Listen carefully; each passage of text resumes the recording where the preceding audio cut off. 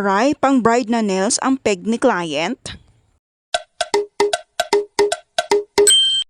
Ito na nga, matagal-tagal na rin ako hindi nakagawa ng long form videos. Dahil busy nga lagi ang person, walang time mag-edit ng videos, ang daming natambak. At ito na nga tayo, ito yung nails ni client na 1 month retention na siya. At gawa ko pa ito. Natanggal na nga yung isa pero yung iba sobrang intact pa rin. Kita nyo naman mahaba na ang nail growth niya. After 30 minutes, ito na nga itsura niya after ko matanggal yung extension. Tapos na ako dito nag-nail prepping, nagtanggal ng dry skin sa cuticle area at kinat ko rin ng nails ni client. At ito na rin itsura niya pagkatapos kong makabitan ng soft gel extensions. At squabble na shape naman na ang pinili ni client ngayon. At hindi na almond.